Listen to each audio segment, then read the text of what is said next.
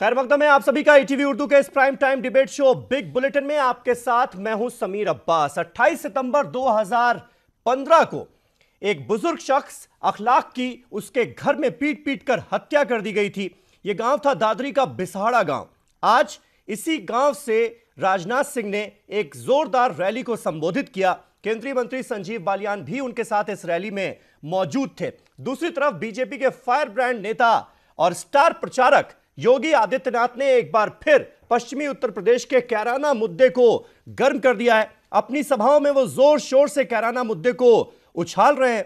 उन्होंने साफ तौर पर आज कहा कि पश्चिमी उत्तर प्रदेश को कश्मीर बनते देर नहीं लगेगी अगर हालात इसी तरह से चलते रहे तो यानी एक बार फिर जो सांप्रदायिक और विवादित मुद्दे हैं वो जोरों पर सुनाई दे रहे हैं और राजनेता इन मुद्दों को जोर शोर से उठाते हुए नजर आ रहे हैं। फिर वही कहानी दोहराई जा रही है। आखिर सियासतदानों का दादरी कैराना से यह कैसा याराना, इसी पर करेंगे अपने तमाम खास मेहमानों से हम बातचीत। लेकिन सबसे पहले देखिए यह रिपोर्ट।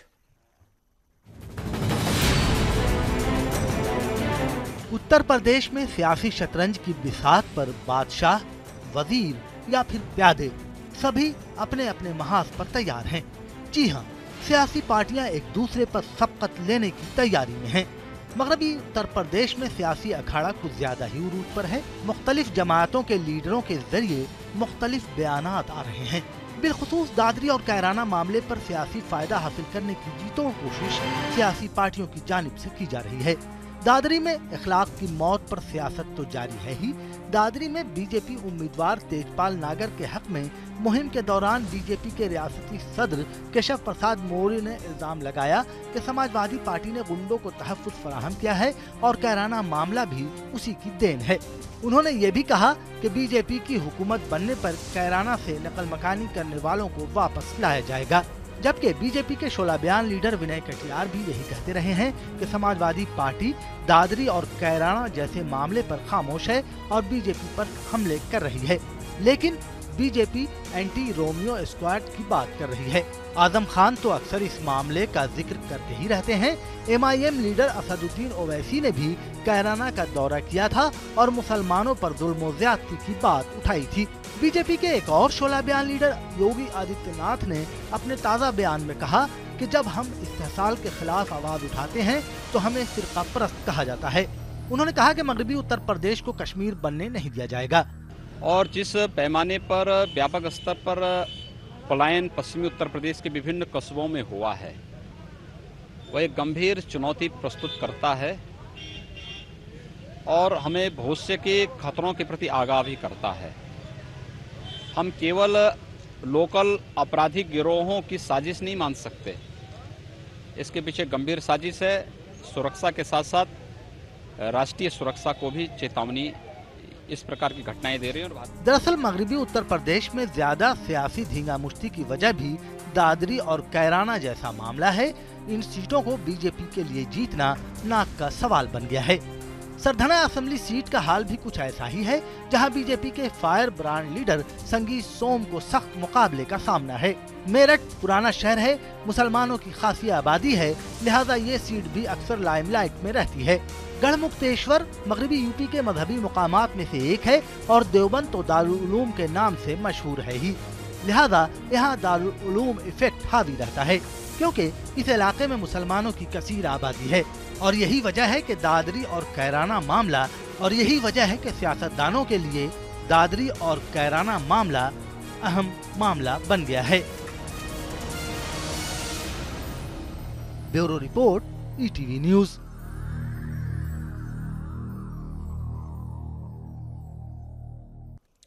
तो सियासतदानों का दादरी कैराना से ये कैसा याराना, इसी पर हमारी आज की बहस है। हमारे साथ तमाम खास मेहमान जुड़ चुके हैं। हमारे साथ डॉक्टर एच.एस. रावत साहब हैं जो कि हिंदू धर्म गुरु हैं। हमारे साथ मौलाना सैयद अतहर हुसैन देहलवी साहब मौजूद हैं जो कि चेयरमैन हैं मिनहाजे रसूल के। हमारे साथ गोपाल कृष्ण अग्रवाल साहब बस थोड़ी देर में जुड़ने वाले नेशनल स्पोक्स पर्सन है भारतीय जनता पार्टी के। राजीव राय साहब स्पोक्स पर्सन समाजवादी पार्टी के लखनऊ से हमारे साथ जुड़ चुके हैं। अमरनाथ अग्रवाल साहब कांग्रेस के स्पोक्स पर्सन, वो भी हमारे साथ मौजूद हैं, इस बहस का हिस्सा हैं। सबसे पहले राजीव राय साहब, आज जिस तरह से योगी आदित्यनाथ ने एक बार फिर पश्चिमी उत्तर प्रदेश में कैराना का मुद्दा जोर शोर से उठाया, क्या आपको लगता है कि अगर इस पूरे मामले को सही तरीके से डील किया गया होता आपकी सरकार की तरफ से, तो आज बीजेपी के लिए यह एक बड़ा मुद्दा नहीं होता?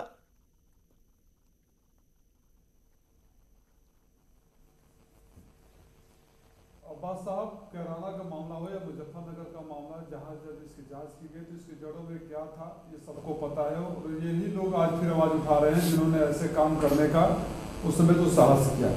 जब चुनाव आ जाए जनता के बीच में, चाहे मेरी सरकार हो चाहे भारतीय जनता पार्टी की सरकार हो, अपने कामों का लेखा जोखा लेकर जाना चाहिए। को आ रहा है मेरा एक जब लेखा जोखा लेकर जाना चाहिए, जब चुनाव की बातें बड़ी बड़ी करते हैं, विकास के एजेंडे पर जाना चाहिए, तो जिन लोगों ने 3 साल तक देश को बेवकूफ बनाया और जहां अन्य राज्यों में इनकी सरकारें हैं वहां के लोगों को बेवकूफ बनाते रहे हैं, उनका आंकड़ा सामने न आ जाए, लोग इनसे हिसाब न पूछे, इसलिए इनकी रोजी रोटी, इनका धंधा दुकान सिर्फ यही है, इसी मुद्दे को बात करते हैं। कैराना कश्मीर बन जाएगा, कश्मीर बन जाएगा। आप जैसे 100 पार्टियां आ जाएगी तो कैराना कश्मीर इसलिए नहीं बनेगा कि कश्मीर में आपने जाकर आतंकवादियों को शहीद का दर्जा देने वालों को तलवे चाट कर सरकार बना लिए, सरकार बनाने के लिए। कैराना का मुद्दा हो, मुजफ्फरनगर का मुद्दा हो, चुनाव के समय में सांप्रदायिक बातें करना, दंगे भड़काने वाले बातें करना, ये इनकी खोखलेपन को दर्शाता है। इनके पास कहने को नहीं। राजीव राय जी, लेकिन उंगली आपकी सरकार पर भी तो उठती है।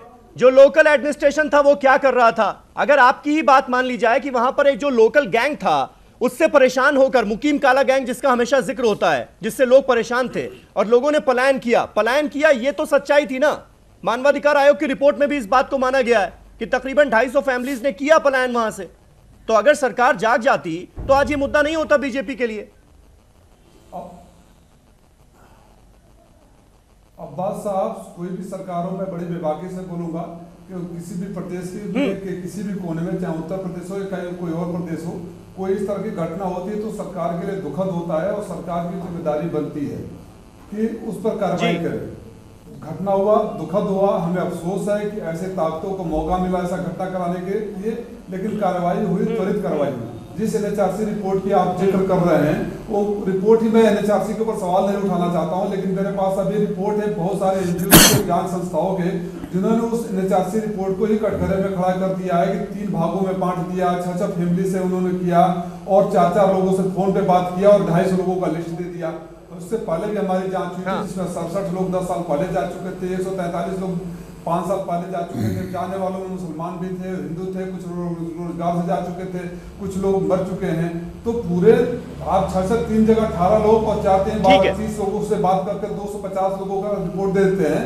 तो मैं उस बात में नहीं जाना चाहता, लेकिन ये सही है कि आपराधिक गिरोह अगर वहां सर उठाए तो स्थानीय प्रशासन की जिम्मेदारी थी और उन पर कार्रवाई की गई है। ठीक है रावत साहब, क्या आपको लगता है कि अब जिस तरह से इस मामले को बीजेपी की तरफ से, खास तौर पर योगी आदित्यनाथ की तरफ से उठाया जा रहा है, हर रैलियों में, हर सभा में वो इस बात का जिक्र कर रहे हैं कि वेस्टर्न यूपी जो है वो कश्मीर बन जाएगा, ये तो डर की सियासत है ना? डर की आप भी तो कहीं ना कहीं बढ़ा चढ़ाकर बताने की कोशिश कर रहे हैं इस पूरे मसले को। बिल्कुल भी डर की नहीं बात है और योगी आदित्यनाथ जी बिल्कुल ठीक कह रहे हैं। सरकार की ढीलापन था, वहां के लोकल जो मुस्लिम नेता थे उनका ढीलापन था, जिसके कारण 250 परिवार वहां से पलायन करके चले गए। कश्मीर बन सकता है कभी? जी, कश्मीर में जो हुआ वो वेस्टर्न यूपी में होता हुआ नजर आ रहा है। बिल्कुल, बहुत समय नहीं लगेगा, बहुत समय नहीं लगेगा। जहां पर मुकीम काला गैंग जो था उससे परेशान होकर लोगों ने पलायन किया। समीर जी, मैं आपको बताना चाहता हूं, पश्चिमी उत्तर प्रदेश में आईएसआई का बहुत बड़ा जाल फैल चुका है। वहां पर आप देखिए बड़ी बड़ी जगह पर वहां AK-47 है, वहां पर लोग भयभीत हैं, हिंदुओं की हालत खराब है मुसलमान बाहुल्य एरिया के अंदर, नहीं तो यह हालत ना होती वहां पर। और योगी आदित्यनाथ बिल्कुल ठीक कह रहे हैं, वहां पर अगर थोड़ी सी भी अगर इस प्रकार से सरकार की लूज वहां पर रही स्थिति लॉ एंड ऑर्डर की, तो वहां जो मुस्लिम बाहुल्य एरिया है वहां पर हिंदू बिल्कुल नहीं टिकेगा और पलायन कर जाएगा।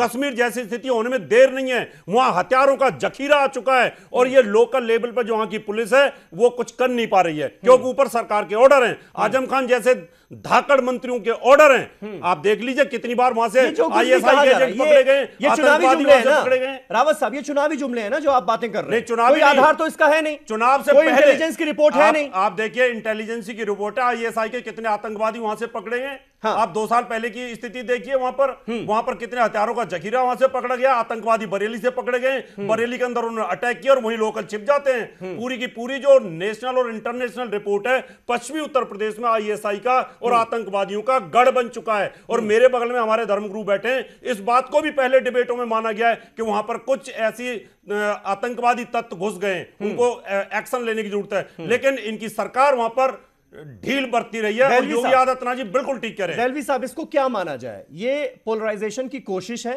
या फिर वाकई एक बड़ा मुद्दा है जिसको चुनावों के दौरान भुनाने की कोशिश की जा रही है? बिल्कुल समीर, ये सिर्फ नीरा और कोरा जो सियासी मुद्दा है। हाँ। देखिए 28 सितंबर को जो कुछ हादसा दादरी में हुआ, इंतहाई तकलीफदेह था।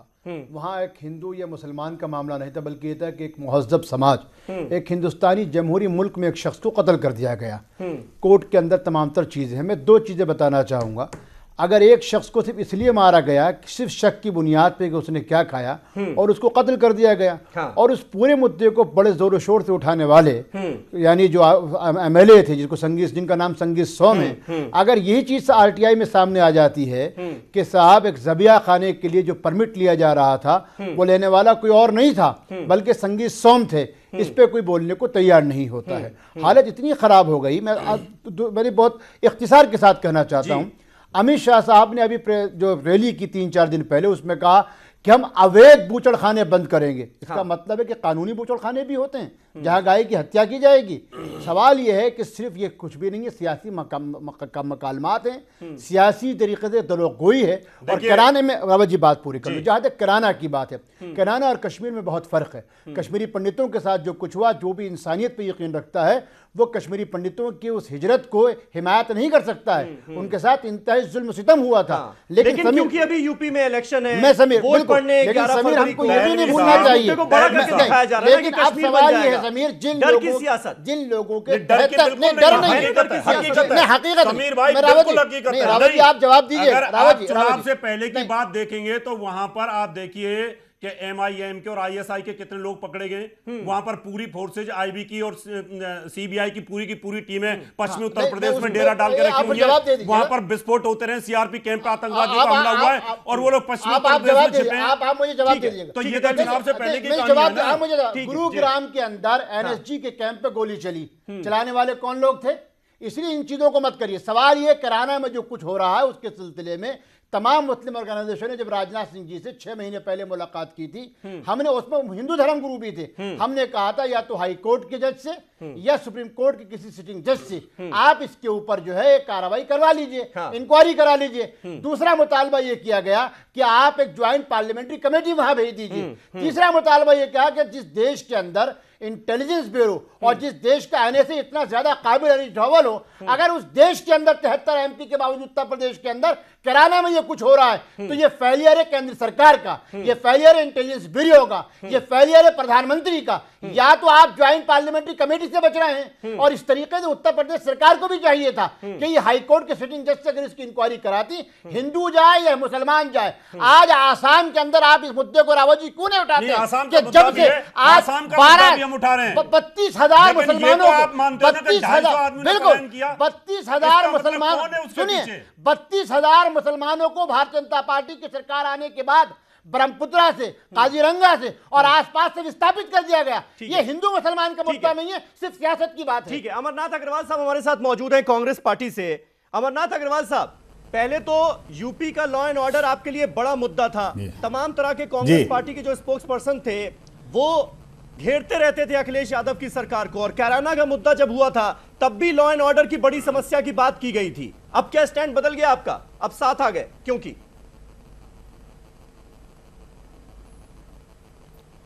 देखिए स्टैंड कोई नहीं बदला है, मुद्दे वही हैं। लॉ एंड ऑर्डर पूरे देश में, हर प्रदेश में खराब है। उत्तर प्रदेश के, क्योंकि हम लोग उत्तर प्रदेश के मुद्दे थे, उत्तर प्रदेश के मुद्दों की बात कर रहे हैं।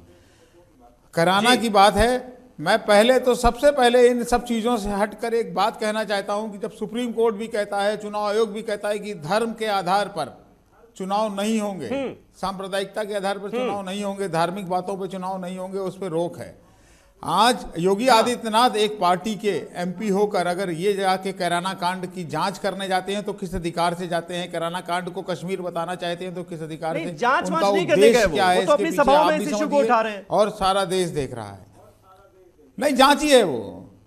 मैंने क्या कहा कि जांच तो गए थे ना, आपके संगीत सोम गए थे कि उसके घर में जाके कौन सा मीट बन रहा है उसमें हत्या करके चले आए थे। आज अगर योगी आदित्यनाथ जा रहे हैं तो क्यों जा रहे हैं वहां पे? उस सांप्रदायिकता को, उस पोलराइजेशन को, ध्रुवीकरण को बढ़ाने के लिए जा रहे हैं। योगी आदित्यनाथ पूर्वी उत्तर प्रदेश में भी यही काम कर चुके हैं। इनका उद्देश्य क्या है पहले तो ये समझना है ना। आज की डेट क्या आप ये कह रहे हैं कि कैराना का मुद्दा इतना छोटा था कि वो चुनावों में मुद्दा नहीं बनना चाहिए? 46 लोगों के लिए क्या आप ये कह रहे हैं? नहीं, छोटा की बात नहीं हो रही है। मुद्दे छोटे की बात नहीं हो रही है। हर मुद्दे ये समय पे उठाते हैं, राजनीति के तहत उठाते हैं। इनकी नीयत ठीक नहीं है। कानून व्यवस्था वहां पे बिगाड़ने के लिए जिम्मेदारी वहां के सांसद की भी है। कौन है सांसद, ये इनको बताना चाहिए। सांसद क्या काम करता रहा है वहां, विधायक कौन रहा है? आज योगी आदित्यनाथ जी जा रहे हैं, उसको कश्मीर बता रहे हैं। कश्मीर में खुद बैठ के सरकार चला रहे हैं उन्हीं लोगों के साथ जिनको आज तक ये आतंकवादी बताते रहे। इनका मूल उद्देश्य ध्रुवीकरण है, ध्रुवीकरण करके वोट पाना है। जिस तरीके से फ्लोर सरकार है, ये रावत जी जो बैठे हुए बता रहे हैं, रावत जी जरा बता दें कि महाराष्ट्र में आईएसआई के एजेंट नहीं पकड़े गए, गुजरात में नहीं पकड़े गए, क्या मध्य प्रदेश में नहीं पकड़े गए? अगर आईएसआई के एजेंट इंडिया आ रहे हैं और आईएसआई के रावत जी आपको ऐसा लग रहा है जैसे सारा कसूरवार कैराना ही है, सब कुछ कैराना में ही हो गया। आप एक बार पश्चिमी उत्तर प्रदेश में जाकर के देखिए, वहां हिंदुओं का जीना मुश्किल है, डरते हैं। किसी एक मुसलमान कैराना का सिर्फ राजनीतिकरण करना है, ध्रुवीकरण के लिए ये ऐसा इतना डरते हैं लोग। योगी आदित्यनाथ बिल्कुल ठीक कह रहे हैं। देश में जो पार्टी शासन कर रही है, ये कुछ लोगों का खड़ा किया हुआ डर मुझे लगता है जो पार्टी शासन कर रही है मुसलमान मिलजुल कर बहुत अच्छे से अग्रवाल जी से मैं पूछता हूँ, कोई प्रॉब्लम नहीं है। सरकार थी केंद्र में, बस जो प्रॉब्लम है उसको एड्रेस किया जाना चाहिए। आज उनके प्रवक्ता, पार्टी के प्रवक्ता हैं, उस समय आपकी केंद्र में सरकार थी। ठीक है, राजीव राय साहब, आप सरकार पे एक्शन लेते, राजीव राय साहब अपनी फोर्सेस थी। ठीक है रावत जी, राजीव राय साहब इस पर एक रिएक्शन देना चाह रहे हैं। राजीव जी आप बोल लीजिए, फिर मुझे ब्रेक पर जाना है। एक रिएक्शन छोटा सा। भारतीय जनता पार्टी के प्रवक्ता ने एक बात को स्वीकार कर लिया। अगर वो कहते हैं कि आईएसआई और आतंकवादियों का अड्डा बन गया, तो एक बात को स्वीकार कर लिया कि 2014 में जो बड़ी बड़ी बातें अगर मोदी जी आए थे, एकदम नकारे, निकम्मे और नालायक सरकार ये साबित हुई है। न तो कश्मीर में सुरक्षा दे सकती है, वहां सबसे ज्यादा लोग मारे गए, सबसे ज्यादा जवान शहीद हुए, न देश के किसी कोने में दे सकती है। जब तक ऐसी सरकार दिल्ली की कुर्सी पर बैठी है, देश की सुरक्षा को खतरा बना रहेगा। इसलिए उत्तर प्रदेश के चुनावों से शुरू करेंगे और 2019 में इनको दिल्ली से उखाड़ कर बाहर फेंकेंगे कि देश की सुरक्षा कभी खतरे में न पड़े। इस बात को स्वीकार कर लिया कि नालायक सरकार की कोई जिम्मेदारी नहीं दिल्ली में है, इसलिए मैं इनको गवर्नमेंट की कोई जिम्मेदारी नहीं। स्टेट गवर्नमेंट की यूपी में जो कुछ भी हुआ है लॉ एंड ऑर्डर से जुड़ा हुआ मामला भी था, तो उसके लिए भी नरेंद्र मोदी सरकार जिम्मेदार। कार्रवाई करिए और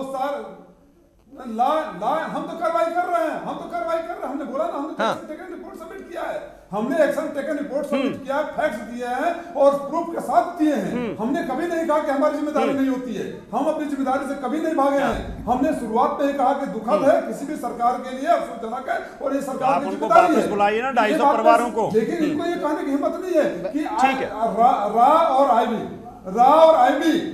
आईबी आप कश्मीर में पंडितों की कॉलोनी नहीं बसा सके, सरकार गए हैं, क्यों तल में चाट रहे हो? आप ये कह रहे हैं कि रावत साहब के अगर आरोप सही है तो ये इंटेलिजेंस का फेल्योर है। ठीक है, एक छोटा सा ब्रेक लेते हैं। ब्रेक के बाद कुछ और मुद्दे हैं जिनका जिक्र आज मैं करना चाहूंगा। यूपी में लव जिहाद आज भी मुद्दा है। योगी आदित्यनाथ का आज का बयान।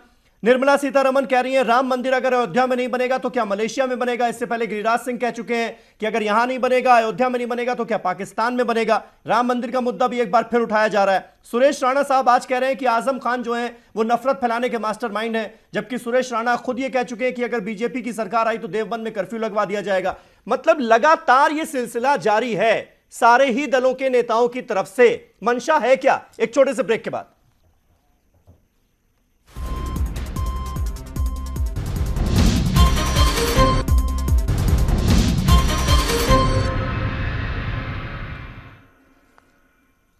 तो सियासतदानों का दादरी कैराना से ये कैसा याराना, और ये याराना आजकल कुछ ज्यादा ही नजर आ रहा है। वो तमाम विवादित इश्यूज जो कहीं दब गए थे अब फिर से मुंह उठाने लगे, एक बार फिर उनको हवा दी जा रही है। ऐसा हो क्यों रहा है? हमारे साथ तमाम खास मेहमानों का पैनल मौजूद है। गोपाल कृष्ण अग्रवाल साहब भी बीजेपी के स्पोक्स पर्सन हमारे साथ जुड़ चुके हैं। अग्रवाल साहब, आज थोड़ा लेट हो गए आप, लेकिन यहां पर चर्चा चल रही थी कि आखिर ये जो बयानात हैं बीजेपी के बड़े नेताओं की तरफ से एक बार फिर से वैसे ही बयान आने लगे हैं, डिस्प्यूटेड।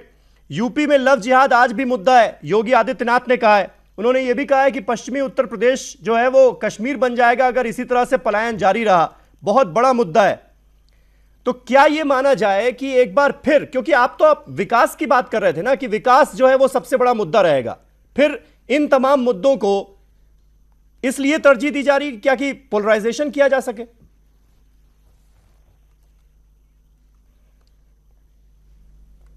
नहीं, देखिए, दो बातें हैं, दो तीन चीजें हमें अच्छी तरह से समझनी चाहिए। पहली बात है कि हम किन मुद्दों पे हम यूपी का इलेक्शन लड़ रहे हैं या जो पांचों प्रदेशों के इलेक्शन किन बातों पे लड़ रहे हैं। हमारा मुद्दा विकास है, रोजगार है, किसानों की हालत को ठीक करना है, इंफ्रास्ट्रक्चर को क्रिएट करना है, लॉ एंड ऑर्डर को उत्तर प्रदेश में जो पूरी तरह चरमरा गई है उसको ठीक करना है, समाजवादी पार्टी के गुंडों की जो लूट खसोट है उसको रोकना है, जमीनों को कब्जाने वालों को ठीक करना है। ये हमारे मुद्दे हैं जिस पे हम जनता से वोट मांग रहे हैं, लड़ना चाहते हैं इलेक्शन, और जिसके ऊपर हम काम करेंगे। अब दूसरी बात जो आप कह रहे हो वह भी महत्वपूर्ण है। अगर कैराना से पलायन हो रहा है तो क्या हम उस मुद्दे को नहीं उठाएंगे? हम उस पे मुद्दे पे इलेक्शन नहीं लड़ रहे, लेकिन समाज के हर मुद्दे पे क्या आप कहोगे कि हम ये 5 मुद्दों पे सीमित है क्या? नहीं, हम इन प्रॉमिस के साथ इलेक्शन लड़ेंगे, लेकिन अगर कैराना से हिंदुओं का पलायन होगा तो वो हमारे लिए महत्वपूर्ण मुद्दा है। हमारे लिए अगर किसी तरह की ये जो धर्म आधारित ये बातें करेंगे तो हमारे लिए वो भी मुद्दा है। हमारे लिए अगर हम इलेक्शन कमीशन अग्रवाल साहब, लव जिहाद भी मुद्दा है, राम मंदिर का मुद्दा भी है, सांप्रदायिक हो गया। गोपाल बिल्कुल मुद्दा क्यों नहीं है? हमारे मैनिफेस्टो में जो चीज लिखा हुआ है, कश्मीर से, सुनिए, कश्मीर से जो पलायन हो रहा है हिंदुओं का, वो भी हमारे लिए मुद्दा है। आप ये बताओगे इलेक्शन कमीशन, राजीव राय जी, अगर कहता है कि धर्म के आधार पे वोट आप नहीं मांग सकते, आप क्या कहेंगे कि सांप्रदायिक हो गए? मैं आऊंगा आपके पास। अगर हम हिंदुओं के मुद्दे उठाएंगे, हाँ, अगर हम किसी धर्म विशेष के मुद्दों को उठाएंगे, उनकी समस्याओं को, फैक्ट को रखेंगे, तो क्या वो रखना नहीं चाहिए? अगर मायावती, नहीं, बिल्कुल रखिए, मुद्दों को रखने से कौन मना करता है, लेकिन हिंदू मुसलमान को बांटिए तो नहीं ना। तो वह ऐसे मुद्दे जिनसे समाज बढ़ता है, ये तो सुप्रीम कोर्ट की भी गाइडलाइन सब आ गई हैं। हम कहाँ सुप्रीम कोर्ट भी कह रहा है कि भाई धर्म का इस्तेमाल नहीं करेंगे आप चुनाव के लिए। हम कहाँ बांट रहे हैं? तो वो तो सुन लीजिए। नहीं, तो हम कहाँ बांट रहे हैं? संविधान को नहीं मान रहे हैं। राजीव राय जी, इस मुद्दे पे थोड़ी वोट मांग रहे हैं। राजीव राय जी, वो कह रहे हैं ये तमाम मुद्दे हैं, चुनाव में नहीं उठेंगे तो कब उठेंगे? होगा, अगर ठीक है अग्रवाल साहब, सुन लिया आपकी बात, ठीक है। राजीव राय जी, नहीं, हम डिबेट करो, आप पूछोगे तो हम जवाब देंगे। जी समीर साहब, जब बड़े बड़े वादे करके आए थे, चुनाव के मुद्दे ये होने चाहिए थे कि उत्तर प्रदेश में इन्होंने कितने एक्सप्रेसवे बनाया, कितने किसानों का कर्जा माफ किया, कितने नौजवानों को रोजगार दिया, नौकरी दिया, कितने विकास के कार्य किए इन्होंने। जिन गाँव को गोद लिया उन गाँव का क्या हाल है? एक छोटा सा आंकड़ा दे दूं, 73 सांसद है, 5 करोड़ रुपए एक बार में मिलता है, एक साल में मिलता है 1100 करोड़। ये जवाब तो समाजवादी पार्टी वाले देंगे। क्या विकास हुआ? उन मुद्दों पर सारा लूट गए। अरे मतलब आप थोड़ी वो रखिए। और सबसे बड़ा गुंडा जो है उत्तर प्रदेश का, जवाब देगी ना, क्या किया इन्होंने 5 साल? लूट, बलात्कार, दंगा भड़काई, ये भाषा ये बोलते हैं। सबसे बड़ा तड़ीपार जो देश का राजनीतिक नेता रहा है, इनका राष्ट्रीय अध्यक्ष है, ये गुंडों की बात करते हैं, इनको विकास के। ठीक है राजीव राय जी, मुद्दे पर ही रहे हम, पर्सनल अटैक से बचे। खोज रहे हैं कि आ जाए जी, और विकास की बातें। ठीक है, मौलाना अतर दहलवी, आप कुछ रिएक्ट करना चाह रहे हैं? मैं बिल्कुल, देखिए सवाल ये समीर वो कह रहे हैं ये मुद्दे तो हैं, उठेंगे ही चुनाव में। समीर, जो आप बार बार कह रहे हैं, क्योंकि सर्वोच्च न्यायालय जी भारत में वोटर और यानी इलेक्शन के लिए अपनी गाइडलाइन दे चुका है, और हम सबको उसका सम्मान करना चाहिए। मैं 3 बातें बहुत इख्तिसार के साथ कहना चाहूंगा। देश में 2014 का चुनाव विकास और गुजरात मॉडल को लेकर हुआ था, लेकिन अगर आप देखिए बेंगलुरु, हैदराबाद, लखनऊ, जयपुर और दिल्ली, ये 5 ऐसे राज्य थे जहां मेट्रो पहुंची, जहां बीजेपी की सरकार नहीं थी। गुजरात आज ही मेट्रो से वंचित है। दूसरी चीज, भारत खुद जो है, दलित आयोग का कहना है कि अगर पूरे भारत में दलित सबसे ज्यादा, आज की तारीख में, मैं नहीं कह रहा ये सरकारी रिपोर्ट है, अगर दलित कहीं सबसे ज्यादा असुरक्षित है तो वो जगह गुजरात है। तीसरा मुद्दा जो मैं कहना चाहूंगा, जिसको अग्रवाल साहब को जवाब देना चाहिए, भाई कैराना हो, दादरी हो, कश्मीरी पंडितों का मुद्दा हो, राजनीति मत कीजिए। ये आज जब ये मणिपुर चुनाव लड़ने जा रहे हैं तो मणिपुर में भारतीय जनता पार्टी कहती है एक भारत, लेकिन वही मणिपुर पिछले 6 महीने से नागा लोगों ने उसकी नाकाबंदी कर रखी है, और ये नागा के खिलाफ इसलिए कार्रवाई नहीं कर रहा है क्योंकि नागा अलगाववादियों के साथ उनसे वैसे ही संबंध हैं जैसे बुरहान वानी को शहीद करने वालों के साथ इनके संबंध हैं। इसलिए योगी आदित्यनाथ हो या कोई एमआईएम का नेता हो या कोई भी हो, देश को इस वक्त मुद्दे में चाहिए विकास, देश को चाहिए सद्भाव, देश को, भाई आप सही कह रहे हैं, अयोध्या के अंदर ही राम पैदा हुए, इसमें किसको इनकार है, लेकिन जो मुद्दे कोर्ट में विचाराधीन हैं, जिन मुद्दों पे चर्चा वहां चल रही है, आप लोगों को बरगला रहे हैं, आप लोगों को धोखा दे रहे हैं। इसलिए विकास अगर नहीं कर सकते हैं तो विकास के नाम पे लोगों को छलना भी दहलवी साहब, अब मैं आपकी बात को ये रोकूंगा कि समाजवादी पार्टी ने कहा था कि हम 18% मुसलमान को रिजर्वेशन देंगे, इनका मैनिफेस्टो था, वो धर्म के आधार पर नहीं था। बिल्कुल, अगर हमने उस वक्त भी कहा था। तो अभी यहाँ पर बैठे हुए हमारे समाजवादी पार्टी के प्रवक्ता, तो इन्होंने क्या मुसलमानों को 18% दे दिया रिजर्वेशन? रावत जी ये भी जानते थे कि तो आप बीजेपी के ऊपर या योगी आदित्यनाथ के ऊपर ये जानते थे कि मुसलमानों को रिजर्वेशन मिल नहीं सकता। अपने गले में भी तो झांकना चाहिए ना। सवाल ये है कि ये जानते थे कि रिजर्वेशन मिल नहीं सकता। योगी आदित्यनाथ एक बात बोलते हैं तो उस बात का बतंगड़ बनता है। आजम खान अगर यूएनओ में जाकर के कंप्लेंट करते तो अगर आजम खान साहब ने कहा वो भी गलत था, लेकिन रावत जी चुप हो जाता है। रावत जी कोई चुप नहीं हुआ। आजम खान ने अगर बदजुबानी नहीं हुआ तो वो भी एक मुद्दा था, वो भी मुद्दा था, उस पर बहस हुई है। बिल्कुल। और रावत जी मुझे एक चीज का किसी जगह बहस हुई है। रावत जी, मुजफ्फर कांड के लिए समाजवादी पार्टी और कांग्रेस दोनों जिम्मेवार हैं। केंद्र में मनमोहन सिंह सरकार थी और उत्तर प्रदेश में अखिलेश सरकार थी, इसलिए यहाँ बीजेपी का क्या मतलब? बीजेपी ने तो वहां देखा है कि 250 लोग पलायन कर गए और पता नहीं कितने और कर चुके होंगे डर की वजह से, और लोग जा रहे हैं अभी भी। अरे सब करा तो आप ही ने है, संगीत सोम राणा है। अब ठीक है, अमरनाथ अग्रवाल साहब, संगीत सोम और राणा साहब तो बहुत बात की चीजें हैं, पहले जाके देखिए कि क्या रावत जी आज की तारीख देखिए, मुजफ्फरनगर में हिंदू और मुसलमानों में कोई मतभेद नहीं है। हिंदू और मुसलमानों में मुजफ्फरनगर में कोई मतभेद नहीं है। चालू नहीं है रावत जी। जिस जगह पर 1947 में दंगा नहीं हुआ, जिस जगह पर जिस कैराना के अंदर 1947 में झगड़ा नहीं हुआ, उस कैराना के अंदर आपने इस तरीके की बातें पैदा की। उत्तर प्रदेश में AK-47 ठीक है, अमरनाथ अग्रवाल साहब, अमरनाथ अग्रवाल साहब, मुद्दा है कैराना या नहीं है? अग्रवाल जी से कुछ सवाल मुद्दा बनाएंगे, सवाल मत कीजिए, जवाब तो दे दीजिए। मुद्दा बना दें, इनको तो वोट चाहिए। मुद्दा था इस देश में मुद्दा विकास था, कैराना मुद्दा बनाया है इन्होंने। इनको क्या अधिकार है किसी के घर में कौन सा मीट बन रहा है उसको जाके हत्या? नहीं, मानवाधिकार आयोग की रिपोर्ट कहती है कि 250 लोगों का पलायन हुआ, तो इससे तो इनकार नहीं कर सकते ना। हमने देखा कुछ सियासी दल जो हैं वो इसी से इनकार कर रहे थे कि पलायन हुआ ही नहीं।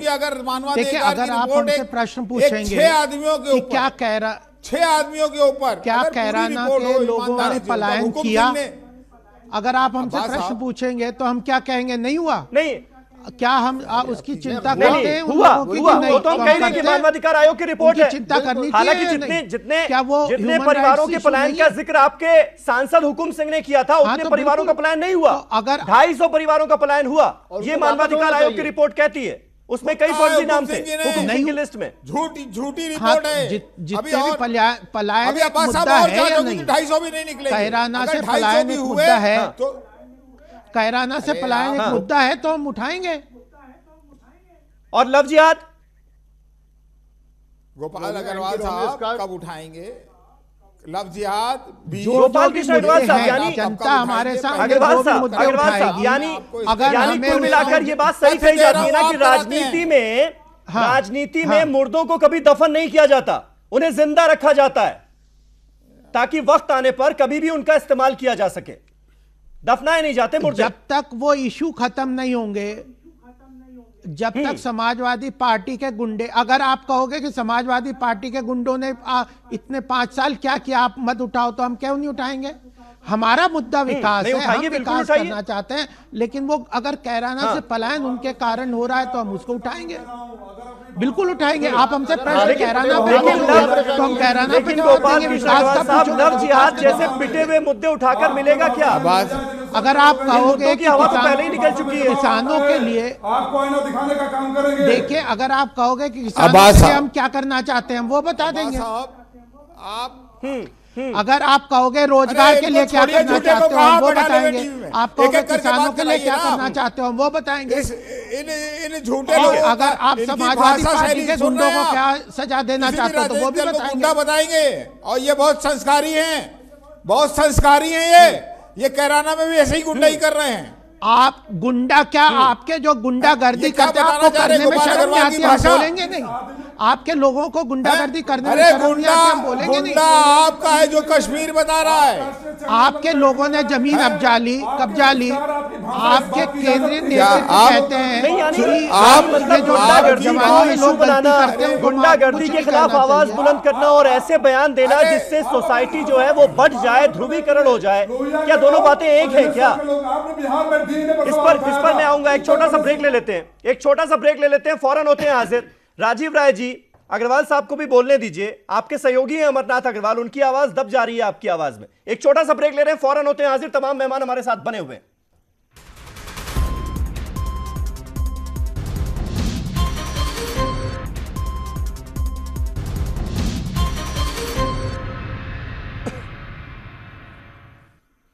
तो आखिरी दौर में बहस पहुंच चुकी है, हमारे साथ तमाम खास मेहमान बने हुए हैं। राजीव राय साहब, मैं इस पर आपसे एक कमेंट जरूर चाहूंगा, क्योंकि प्रधानमंत्री नरेंद्र मोदी ने इस बात का जिक्र किया है। उन्होंने कहा है कि जिस तरह से अखिलेश यादव ने 5 साल शासन चलाया, उन्होंने यहां पर नौकरियों को, शासन को जातिवाद से भर दिया। मतलब कुछ खास जातियों को समर्थन दिया गया, वही लोग अपॉइंट किए गए। यह एक बड़ा आरोप उन्होंने लगाया है और यह भी कहा है कि अखिलेश डरे हुए हैं और बीजेपी की सरकार बनी तो नौकरियों में ये जो तमाम घोटाले हुए इसकी जांच होगी, इस वजह से वो डरे हुए हैं। इस पर एक रिएक्शन। समीर साहब, एक बड़ा विनम्रता से निवेदन करूंगा, पूरे 5 साल में भारतीय जनता पार्टी के साथियों के पास एक बार भी मौका नहीं आया जब हमारे किसी घोटाले पर माननीय मुख्यमंत्री जी के ऊपर शिकायत किए हुए लोग। पहली बात। दूसरी बात इसलिए उठा रहे हैं कि उत्तर प्रदेश सरकार ने 5 लाख सरकारी नौकरियों में, सरकारी रिकॉर्डों में दर्ज नौकरी दी, और जिन्होंने 2 करोड़ नौकरी हर साल देने की बात की, पिछले 3 सालों में 1,35,000 नोट दिया, जो 16 सालों का सबसे कम आंकड़ा है। तो इनका स्वागत है, वो काम करें जो करना चाहते हैं। हम इनसे सिर्फ इतना चाहते हैं कि भाषा जो भारतीय जनता पार्टी के प्रवक्ता बार बार बोल रहे हैं और मुझे आवेश आ जा रहा है, मुझे यकीन नहीं हो रहा है कि ये लोग अटल आडवाणी जी के सिखाए हुए लोग हैं, जिनकी भाषा ऐसी रहती थी कि कितने भी विरोधी हो, कम से कम इस तरह का संबोधन गुंडे गुंडे गुंडे करके नहीं करते थे। लेकिन इनका ये संबोधन ही था कि बिहार में डीएनए की बात की और बिहार में के लोगों ने पैदल भेज दिया। ये इनके अपने पास कोई मुद्दे नहीं है। सवाल क्या, हम लोग जा रहे हैं चुनाव में, समीर साहब 1 मिनट बताऊंगा, हम लोग जा रहे हैं चुनाव में और लोगों से बोल रहे हैं, देखिए हमने एक एक्सप्रेस वे बनाया, देखिए हमने जो आजादी से लेकर अब तक मेडिकल कॉलेज में 30 सीटें थी, उसका 2 गुना सीट बढ़ाया, हमने 108 दी, हमने 102 दी, सबसे ज्यादा विधवा पेंशन दिया, 1 करोड़ करेंगे, हमने दूध में नंबर 1 स्टेट बना दिया, हमने बिजली को 12 घंटा से 18 घंटा, हम ये बोल रहे हैं। इन्होंने जब इनको मौका आता है बताने के लिए कि इन्होंने क्या किया 2.5 साल में, 3 साल में उत्तर प्रदेश के लिए क्या किया, तो ये गुंडे बोलेंगे, दंगे, कैराना की बात करेंगे, कश्मीर की सकारात्मक राजनीति में यकीन रखने वाले लोग हैं। नहीं, लेकिन राजीव राय साहब, मुझे अब अग्रवाल साहब से सवाल लेना था, लेकिन मैं आपसे जानना चाहूंगा कि कहीं ना कहीं दिक्कत आपकी तरफ से भी है, वो भी तो मानिए।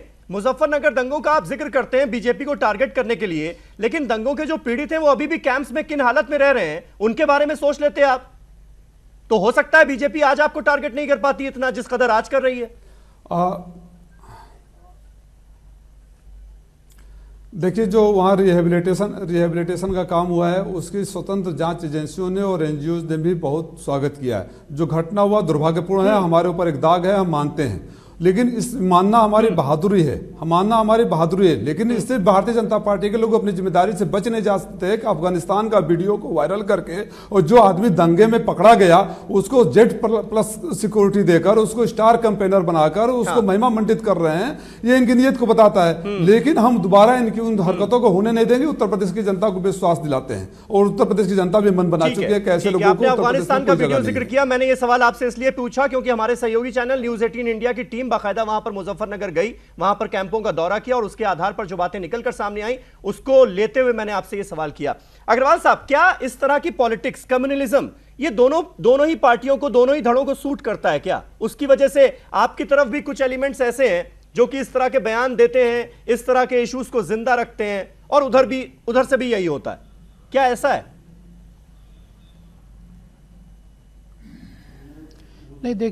नहीं देखिए, एक बात है, पिछली बार समाजवादी पार्टी बड़ी अभी अच्छी मीठी बातें कर रहे हैं, अगर जो आंकड़े हैं वो सब उनकी बात की पोल खोल देंगे। लेकिन एक बात मैं बताना चाहता हूं, पिछली बार इन्होंने कहा कि हम 18% मुस्लिमों को आरक्षण देंगे।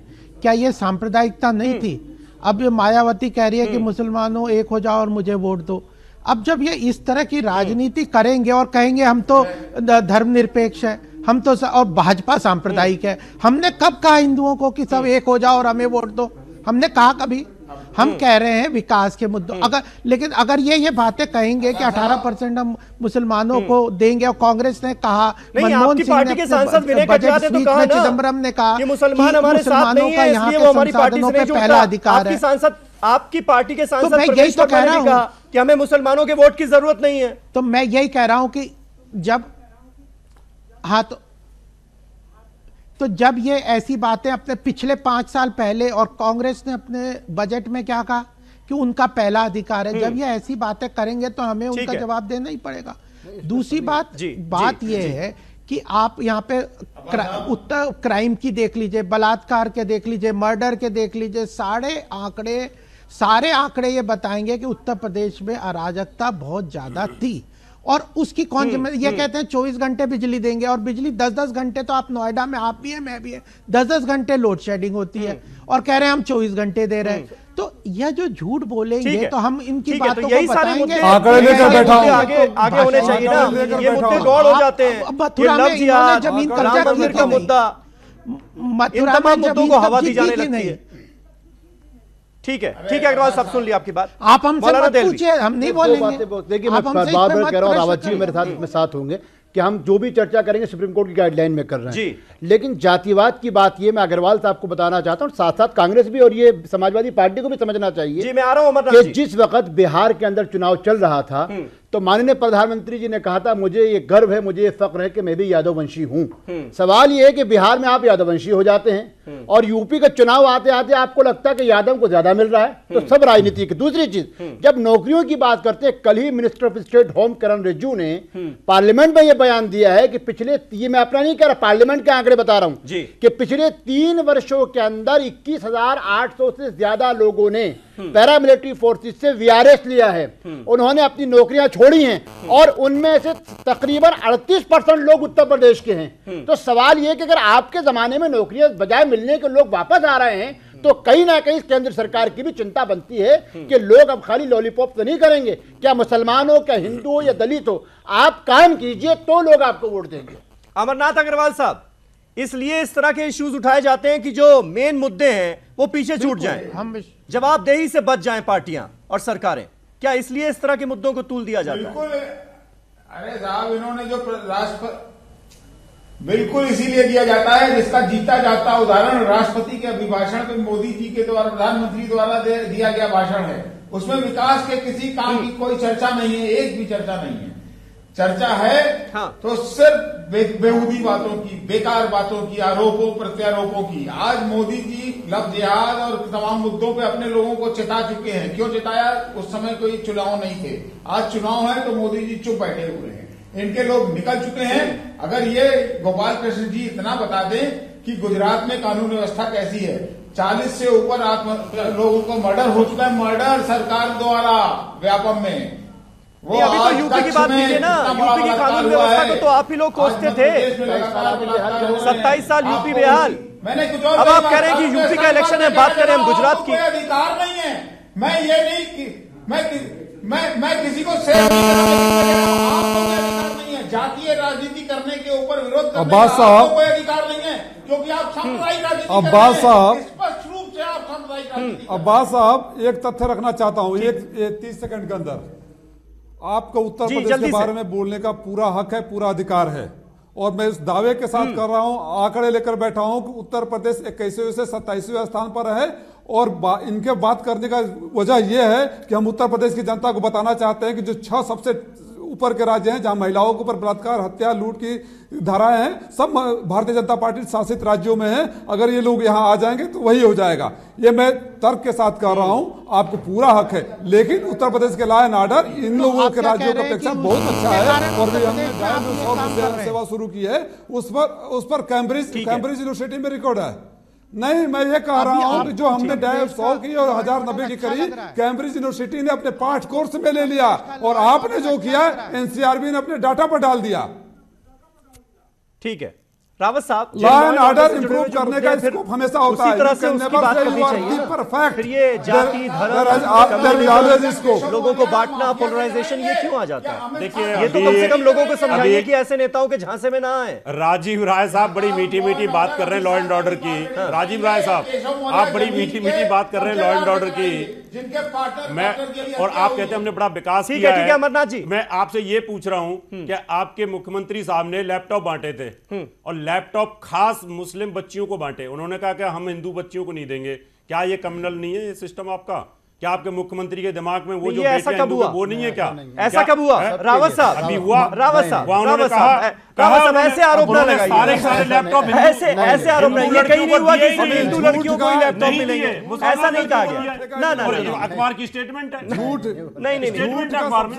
ठीक है, अगर करा तो झूठ के सबसे बड़े ठेकेदार ये लोग हैं। झूठ के सबसे बड़े ठेकेदार ये लोग हैं।